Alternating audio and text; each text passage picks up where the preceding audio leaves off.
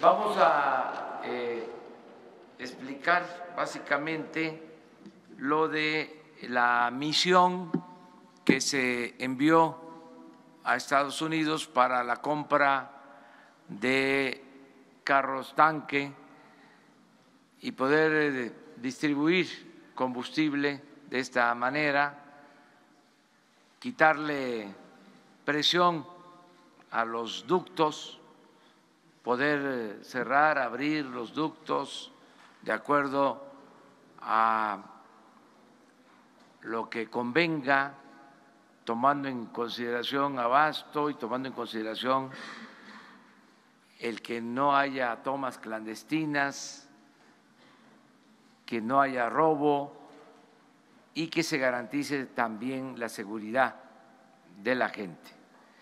Entonces, asistieron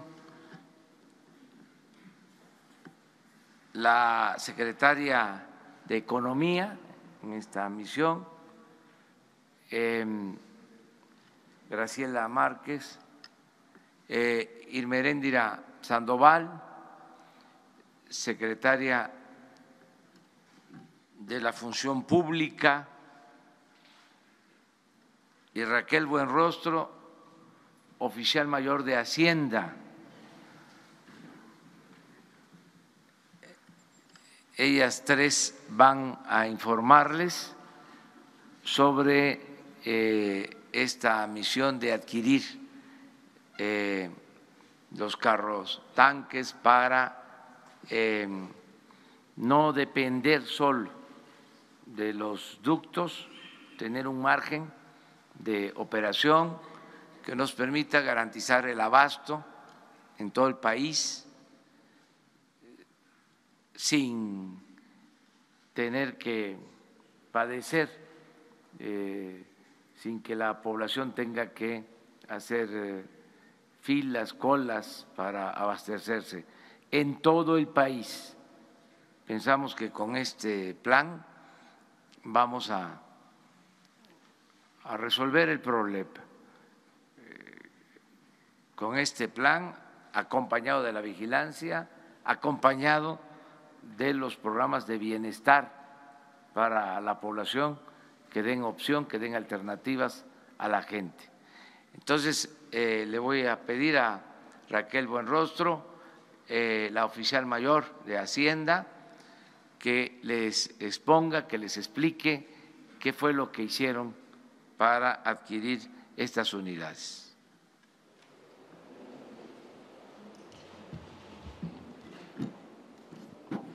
Gracias, presidente. Buenos días a todos.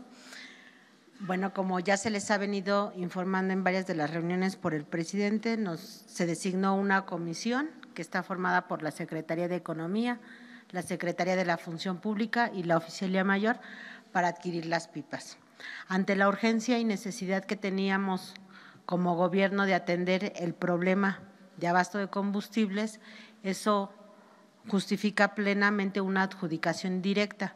Sin embargo, la decisión que se tomó fue hacer un proceso más competitivo, que se tradujo en dos acciones muy importantes. Nos pusimos en contacto con la Asociación Nacional de Productores de Autobuses y Tractocamiones Nacionales, pero también con la Asociación de Fabricantes de Autotanques de Estados Unidos. Además, se invitó vía remota a la participación de empresas de otros países.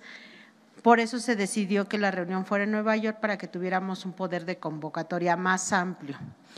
De ese proceso obtuvimos la determinación de ofertas que se pujaron en dos sesiones. Por lo tanto, obtuvimos ahorros significativos y más competitivos. El resultado final, cabe mencionar que fuimos acompañados también por personal técnico de Pemex y también por personal de III Servicios, que es una empresa filial de Pemex, a fin de que ellos nos ayudaran con toda la determinación de todos los requerimientos técnicos y a evaluar técnicamente las ofertas. Del proceso que se concluyó el día de ayer, llevamos un avance de de una celebración de memorandos de entendimiento de 671 autotanques, equivalentes a 140,000 barriles diarios, por un monto de 92 millones de dólares americanos. Los primeros autotanques, la siguiente, por favor. La siguiente, por favor. Los primeros autotanques llegarán el 1 de febrero, son 50, el 8 de febrero otros 50 y progresivamente el resto de los autotanques. En el cuadro se puede observar cómo vamos a estar abasteciendo los 671 autotanques desde la siguiente semana hasta el 29 de marzo. Eso es todo. Bueno, como comenzamos un poco tarde porque se prolongó la reunión de seguridad, ya abrimos la sesión de preguntas y respuestas. A ver, atrás, pues.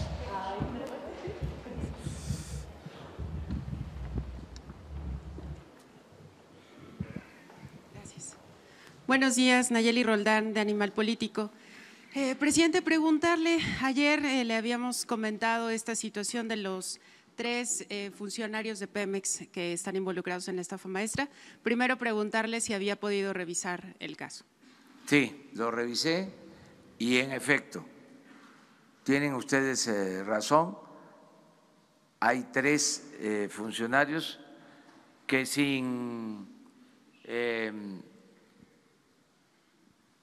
declararlos culpables estuvieron involucrados de una o de otra manera en este proceso, la llamada estafa maestra.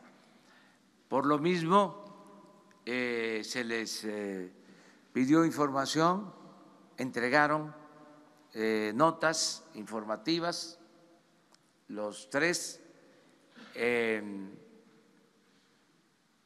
argumentando que no tenían ellos responsabilidad.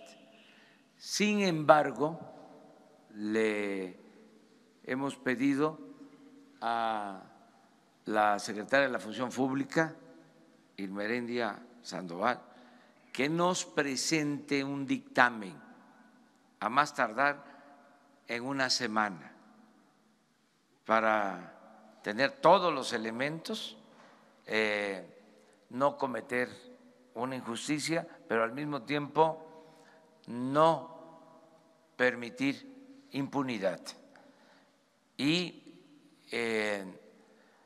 mantener como criterio que en el gobierno que represento, en esta nueva etapa, no van a ser contratados quienes tengan malos antecedentes, es decir, quienes tengan antecedentes de corrupción. No vamos a contratar a nadie que haya participado en actos de corrupción o haya omitido denunciar actos de corrupción.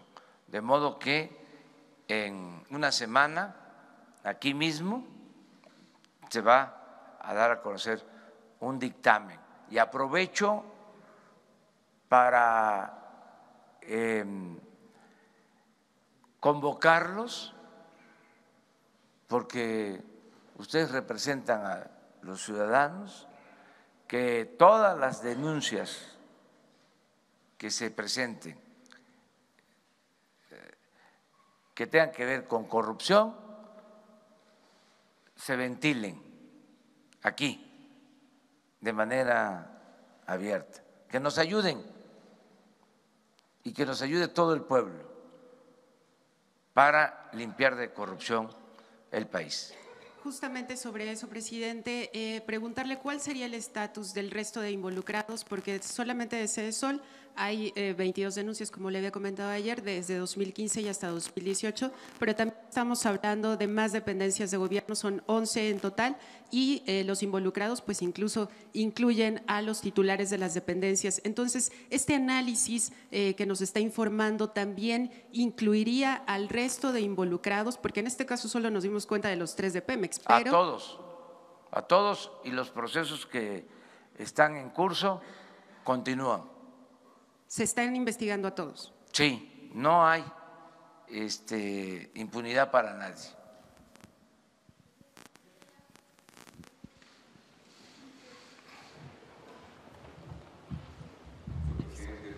El micrófono. Luis Flores, de Noticias El Agro del Estado de Guerrero. Queremos saber sobre el Plan Nacional de Desarrollo, cómo va el avance, tienen hasta fines de abril para presentar, ese es uno. Segundo, si es posible que el señor secretario de Agricultura podría explicarnos pormenorizadamente, en el caso particular del Estado de Guerrero, sobre el fertilizante, el programa presidencial de fertilizante para Guerrero 2019, ya que se asignó 650 millones de pesos, cuando este programa de fertilizante gratuito en Guerrero viene desde hace 20 años con 1.200 millones de pesos. Hay una inquietud de los productores. Y también la otra es si es posible que en el ejemplo que usted está dando de dar conferencias todos los días de lunes a viernes, por lo menos una vez a la semana pudieran los señores delegados federales pudiera dar también un informe sobre qué está haciendo o cuáles son los programas y proyectos que tiene el gobierno federal en cada una de las entidades. Esta expresión no es única, somos varios reporteros en diferentes entidades que coincidimos con esta petición. Eso es cuanto. Gracias. Muy bien. Mire, acerca de los fertilizantes, el estimado que tenemos es de 600 millones de pesos. Esto es lo que, según los técnicos, se necesita, que con eso cubrimos el compromiso de que se entreguen los fertilizantes de manera gratuita a todos los productores del estado de Guerrero. En caso de que no alcanzara, hay recursos adicionales, pero pensamos que con lo autorizado va a resolverse la demanda. Vamos a cuidar mucho para que se aplique bien el fertilizante, porque hay también en esto corrupción. Se entrega el fertilizante, a veces aparentemente, nada más se firma de que se recibió y no se surte y se vende. Eso es una práctica que vamos a eliminar por completo, pero tenemos que hacer llegar los fertilizantes a todos los productores de Guerrero. Es un compromiso que hicimos y se va a cumplir. Acerca de la información de los coordinadores, ellos pueden hacer lo propio. Les comento que así como nosotros nos reunimos todas las mañanas, así hay reuniones en todos los estados de las dependencias, sobre todo de los representantes de las secretarías encargadas de la seguridad pública. Se están reuniendo todos los días en los estados. Ellos nos están mandando información diaria de lo que está pasando en el país, pero tomamos en cuenta su propuesta. ¿Hiciste otra pregunta?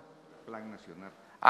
Es muy importante esa pregunta sobre el Plan Nacional de Desarrollo. Se va a presentar en el tiempo que establece la ley y se van a dar a conocer cuáles son las estrategias básicas para que logremos el crecimiento con justicia, el progreso con justicia en el país. ¿Qué significa esto? Que podamos crecer económicamente y al mismo tiempo que haya bienestar. Queremos crecimiento, pero también queremos desarrollo, no solo aumentar la tasa de crecimiento anual, que sea más del 2%, como ha sido en 30 años, en promedio 2%. Es de las tasas de crecimiento más bajas en el mundo. Es otra prueba irrefutable del fracaso de la política económica neoliberal. Ni siquiera en términos cuantitativos han habido buenos resultados. Pero no basta con crecer, hace falta también distribuir el crecimiento, distribuir el ingreso, distribuir el presupuesto público para que haya bienestar. Por eso hablo de crecimiento con bienestar, progreso con justicia, porque nuestros maestros nos enseñaban que el progreso sin justicia es retroceso. No se trata nada más de crecer, sino que los beneficios del crecimiento lleguen a todos. Nos decían nuestros maestros, modernidad, pero forjada desde abajo y para todos. Entonces, esta filosofía es la que vamos a aplicar en el plan de desarrollo que vamos a presentar en su momento.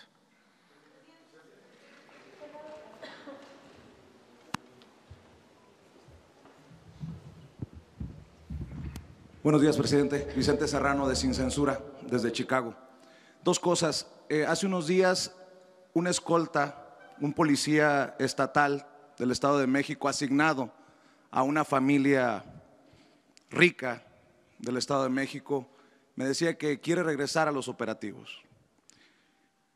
Yo le pregunto, ¿hay un censo? Y sé que ya ha hecho algunas asignaciones de escoltas que regresen a operativos como los ductos. ¿Hay algún censo de cuántos escoltas está pagando el mexicano en diferentes estados, en diferentes municipios, para empresarios o políticos? Y si puede haber un llamado de usted para que se haga, si es que no existe, para que estos escoltas regresen a los operativos que tanto se necesitan de seguridad pública. Y por otro lado, si me permite, ayer hablaba de que ya no va a haber chayote.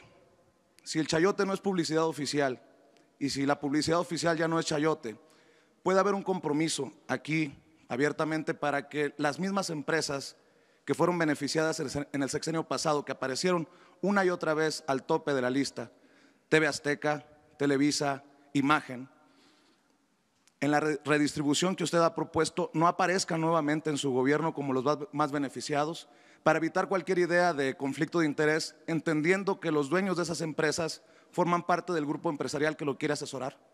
Gracias. Bueno, en el caso de las escoltas ya están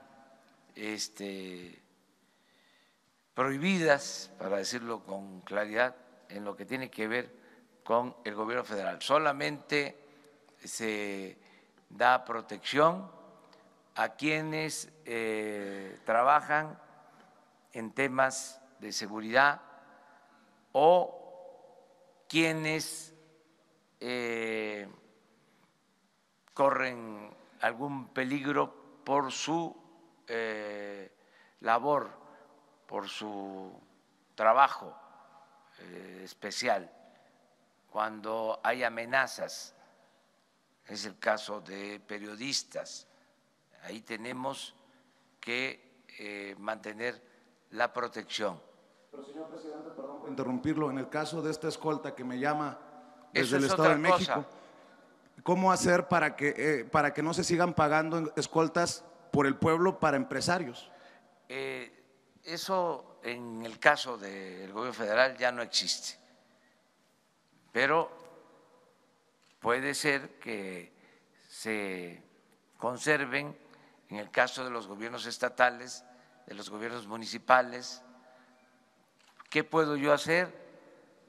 Un llamado a las autoridades locales de manera respetuosa para que no se utilicen policías, para que no se utilicen elementos de seguridad en la protección de hombres de negocios o políticos o de cualquier otra índole. Un llamado acerca de la distribución de los fondos para la publicidad, van a ser transparentes, se están definiendo criterios que ustedes van a conocer, que se van a dar a conocer públicamente, se van a transparentar los recursos destinados a la publicidad gubernamental. Eso es lo que puedo comentarles. También no hace falta que ustedes me den nombres de autoridades, que ustedes lo hagan aquí por represalias que puedan haber. Ustedes me entregan a mí la información y yo con mucho cuidado la doy a conocer aquí. Yo recibí esta información, que se verifique que en el gobierno del Estado de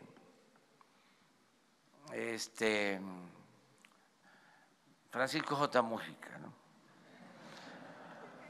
que admiro tanto al general Mújica, o en la presidencia municipal, ¿no? Está pasando esto del Estado Francisco J. Mújica, yo doy a conocer aquí, ¿sí?, todo. Esto va a ayudar mucho. O sea, por ejemplo, ahora con lo del combate al robo de combustibles, ya aumentaron las denuncias, las llamadas, el aviso de las comunidades, de la gente que nos está apoyando. Eso es muy importante. Entonces, el que podamos hacer esto.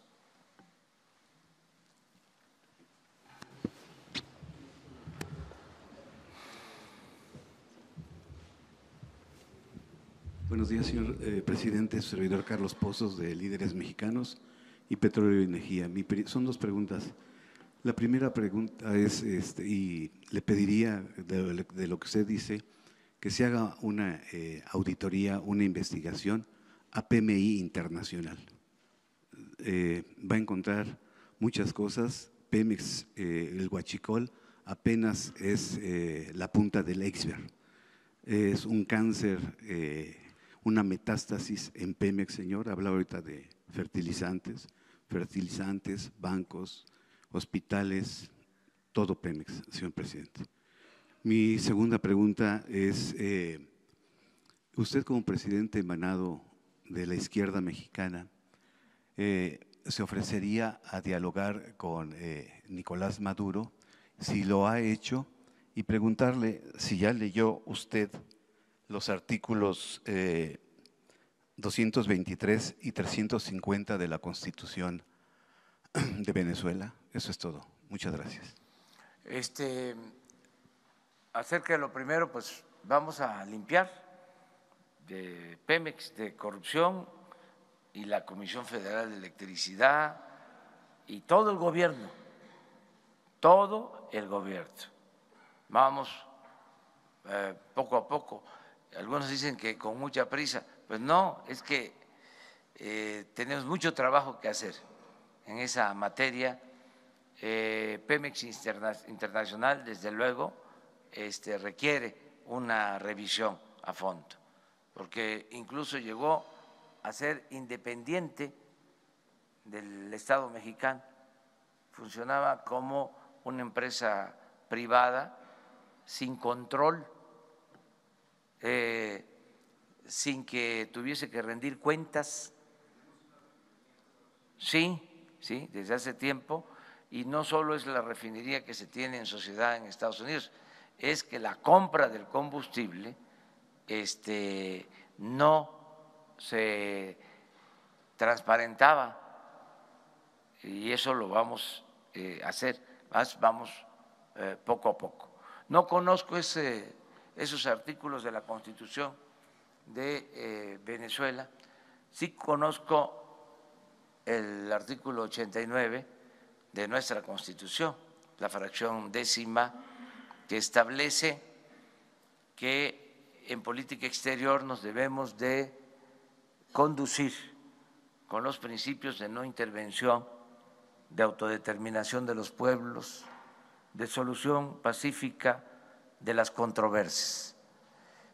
En esto que está pasando en Venezuela, yo apoyo la postura asumida por la Secretaría de Relaciones Exteriores, lo que externó el día de ayer el secretario de Relaciones Exteriores de México, Marcelo Ebrard, que como podría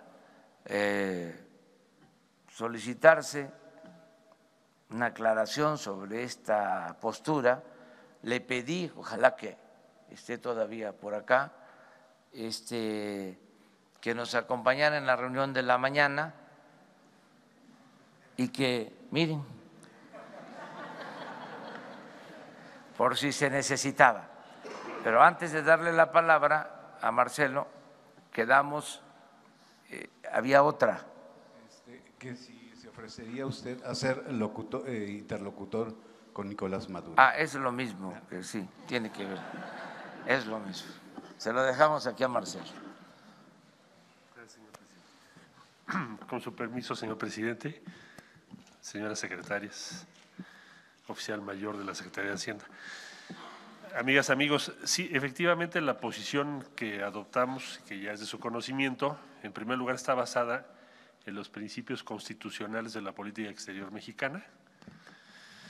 Artículo 89, México no va a acompañar el desconocimiento, que por cierto lo que pasó ayer es algo que tiene muy pocos precedentes en cuanto a que se desconozca al gobierno de un país y se reconozca a otra autoridad al mismo tiempo de esa forma.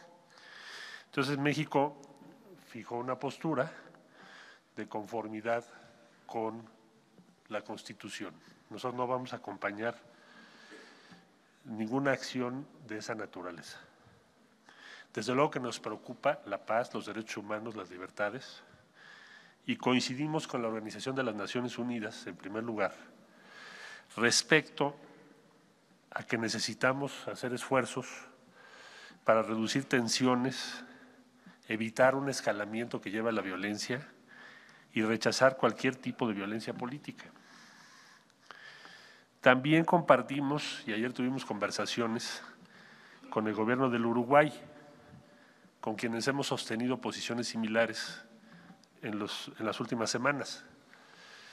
Nosotros no estamos buscando otra cosa más que el que se pueda avanzar hacia diálogo y paz.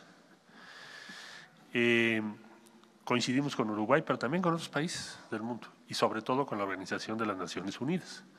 Entonces México va a seguir esa postura, en síntesis, no intervención y disposición a contribuir con nuestro granito de arena a cualquier proceso que lleve a paz y diálogo.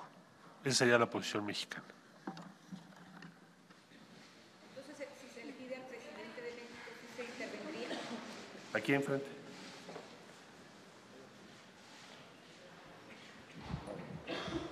Sí, Juan Pablo Espineto de Bloomberg News. Respecto de ese punto, justamente, en el comunicado de ayer, la Secretaría dice que está en sintonía con varios organismos, incluyendo a la Unión Europea.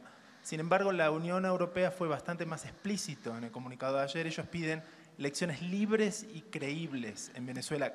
Preguntarle entonces si ustedes están de acuerdo con ese punto.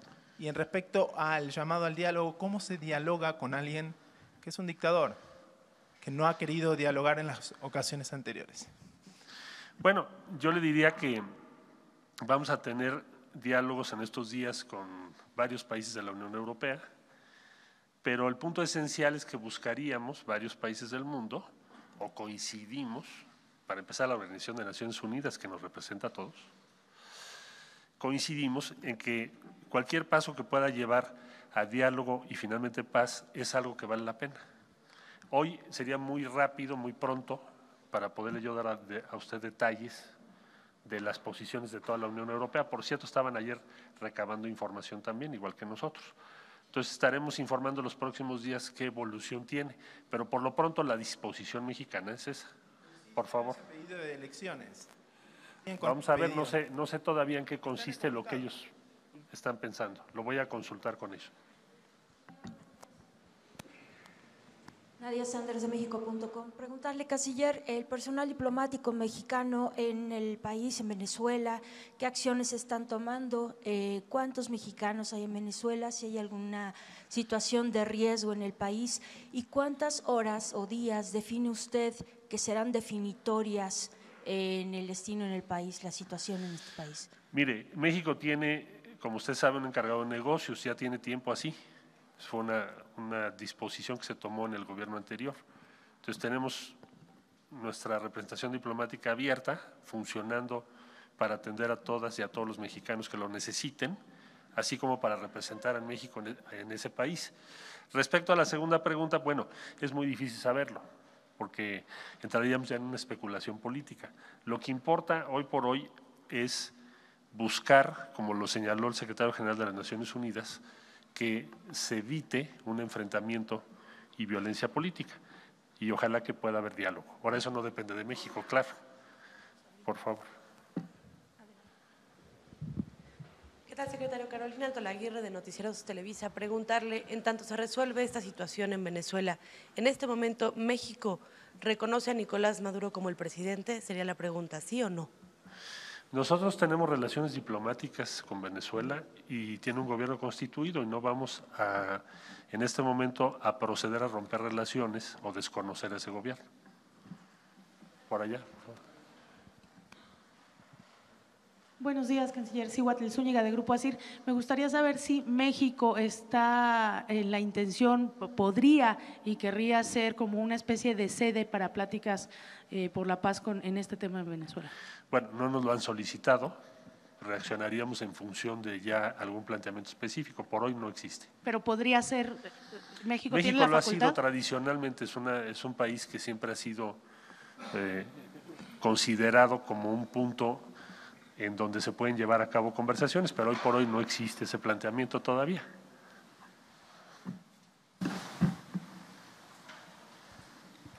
Buenos días, canciller. Mariana León, del Financiero. Preguntarle, ¿ustedes tuvieron alguna especie de comunicación ayer con el gobierno de Venezuela, con el gobierno de Nicolás Maduro? ¿Qué se dijeron entre los dos gobiernos? Y también, no se tiene una cifra exacta de los mexicanos que están en Venezuela, entonces, y una más nada, el exhorto que hacen ayer al diálogo, ¿podría cambiar? ¿No se descarta que cambie entonces para pedir elecciones libres, que respeto a los derechos humanos? ¿Esto podría cambiar? Gracias. Siempre hemos planteado que nos interesa que se respeten los derechos humanos y las libertades, siempre lo hemos dicho. Y respecto a procesos políticos, pues primero tenemos que ver cuáles van a ser los planteamientos de Naciones Unidas y de otros países. Y no hemos todavía establecido ninguna relación, ni ayer tuve comunicación ni con el gobierno de Venezuela, ni con la oposición. Pero no lo hemos tenido. Libres y respeto a derechos humanos. Le comentaba yo que eso es uno de los temas que se van a dialogar en las próximas semanas, México va a estar muy atento a cómo evoluciona. Última pregunta, porque si no el presidente me va a decir que ya le deje su conferencia. A ver, tú por favor. Buenos días, Misael Zavala del Universal. Yo quisiera preguntarle, secretario, en cualquiera de estos dos escenarios de que Maduro siga como presidente de Venezuela o si logran derrocarlo junto con algunos gobiernos y bueno, seguiría Juan Guaidó como presidente, digamos, en ese escenario, México continuará con las relaciones con Venezuela normales como ha venido sucediendo. Y también para el presidente, no sé si me pueda contestar una pregunta, la Secretaría de Energía tiene abierta una investigación por la adjudicación de 3 empresas, a contratos a 3 empresas de las plantas de hidrógeno de las refinerías de Tula, Cadereyta y Madero. El tema es que después de la venta de estas plantas, Pemex ya debe de comprar el hidrógeno a estas empresas por 2.7 millones de dólares mensuales, digamos, y no sé si se investigue ya en este caso al extitular de Pemex, que es Carlos Treviño, pues los contratos se firmaron durante su administración como director de Petróleos Mexicanos, o si hay alguna investigación abierta por parte, digamos, del gobierno federal. Gracias. México mantendrá abiertas relaciones con el actual gobierno de Venezuela, así como su sede diplomática, y ya con los acontecimientos que ocurran en los próximos días, para no entrar en especulaciones, ya le informaríamos qué decisiones tomaríamos. Hoy por hoy la decisión es esa, y segundo, tan nos preocupan libertades y derechos humanos que por eso pensamos y exhortamos a que haya un diálogo inmediato, que evite una escalada de violencia, como bien lo señaló el secretario general de la Organización de las Naciones Unidas, con quien coincidimos. Muchas gracias. Bueno, en materia de política exterior, apego a los principios constitucionales, que por algo están vigentes. Es parte de la historia de la diplomacia mexicana, que siempre ha sido ejemplar, reconocida mundialmente, la diplomacia de México en momentos difíciles. Para no equivocarnos, lo mejor es ceñirnos a lo que establece la Constitución y poder conjugar en armonía 4 principios básicos que están en la Constitución sobre esta materia. No intervención, autodeterminación de los pueblos, solución pacífica de las controversias y respeto a los derechos humanos. De la conjunción de estos principios se desprende la actitud del nuevo gobierno de México en este tema y en otros. No es que estemos a favor o en contra, estamos por el cumplimiento de los principios constitucionales, respeto absoluto, estricto a estos principios. Puede ser que a grupos, personas, gobiernos no les guste, pero eso es lo que establece nuestra Constitución y hemos protestado respetar esos principios constitucionales. Entonces, por ahí nos vamos a ir.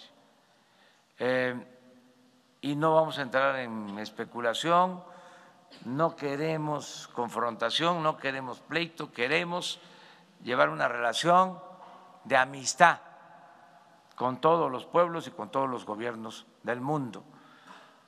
Acerca de la investigación por estas plantas, vamos a solicitar toda la información a la Secretaría de Energía y les vamos a dar a conocer en qué situación se encuentra esta compra, esta adquisición, este contrato. Me comprometo a eso. Mañana les damos ya una nota al periódico Universal sobre este tema. Como ya tenemos que irnos porque vamos a Huachinango y luego a Tulancingo, allá podemos seguir hablando, si les parece.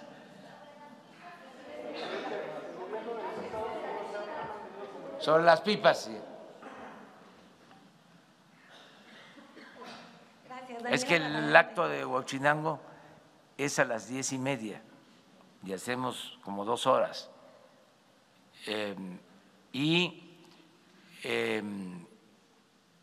Como a las 2 es el de Tulancingo, porque en la tarde, noche, se instala el Consejo Nacional de Seguridad. Tenemos aquí una reunión con gobernadores y con funcionarios que tienen que ver con la seguridad pública. Sí, muchas gracias, presidente. Daniela Barragán, sin embargo. Algunas organizaciones civiles vieron con preocupación que se compraran las pipas sin licitar.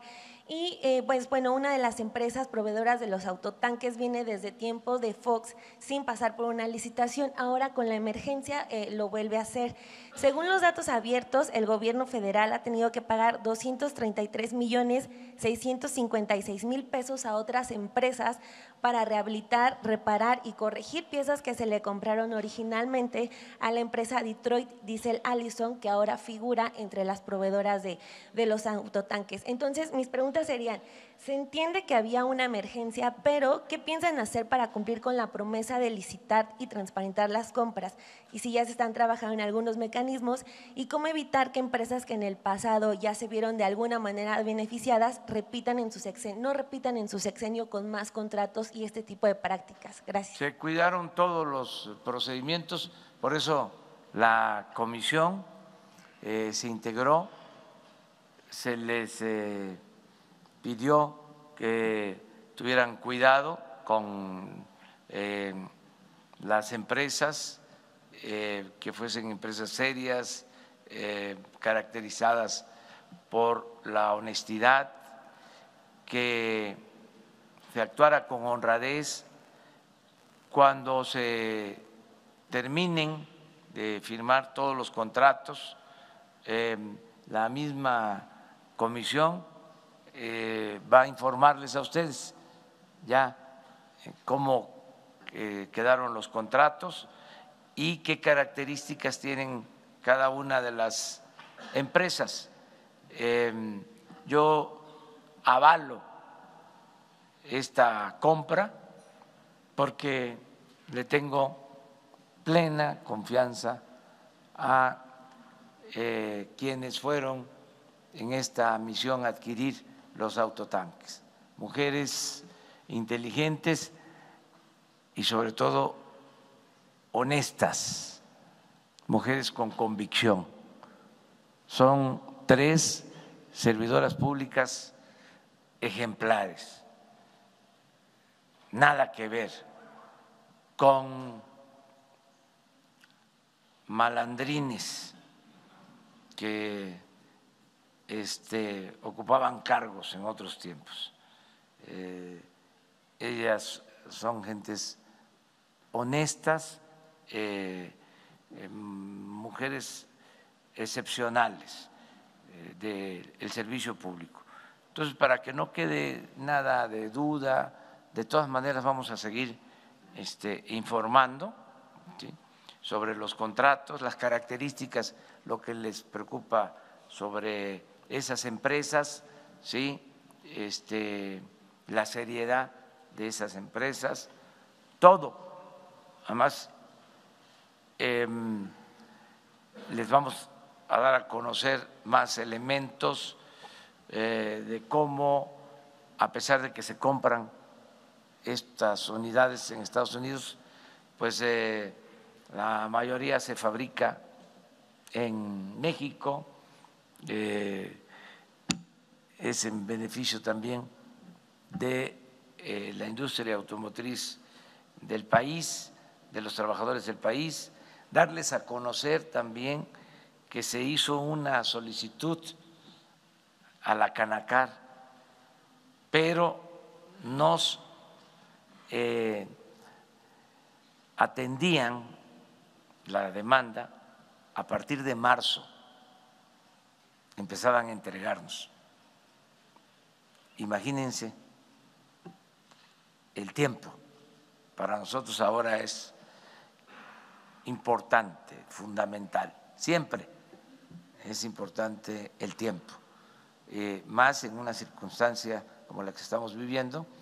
Ya tenemos, por otro lado, 700 operadores contratados que pasaron exámenes.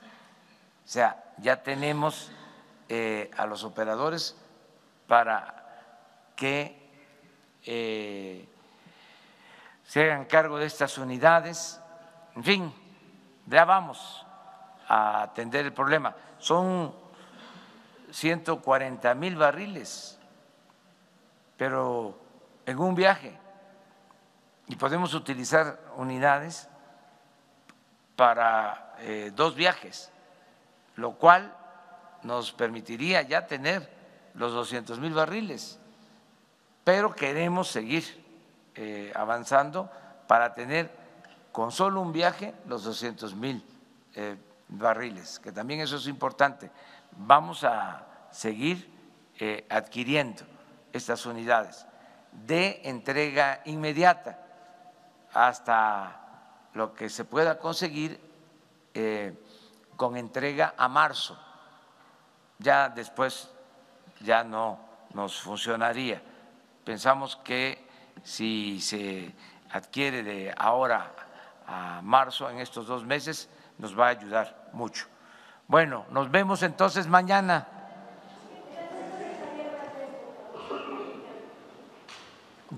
Buenos días, Rocío Méndez de Noticias MBS. El día de ayer se reveló que es muy posible que a Javier Valdés lo haya matado el narco de Sinaloa. La familia le pide al Gobierno de México que en particular se exhorte a la Fiscalía ahora que su Fiscalía encargada de delitos contra la libertad de expresión tome en consideración este vertiente. ¿Cuál es la exhortación? ¿Qué piensa usted, presidente? Pues le vamos a pedir a la Secretaría de Gobernación, Alejandro Encinas, que nos presente un informe y mañana hablamos de este tema de Javier, el asesinato de Javier, ¿sí? Y la investigación y la búsqueda de responsables y castigar a autores materiales e intelectuales de este crimen, a este periodista de Sinaloa. Gracias.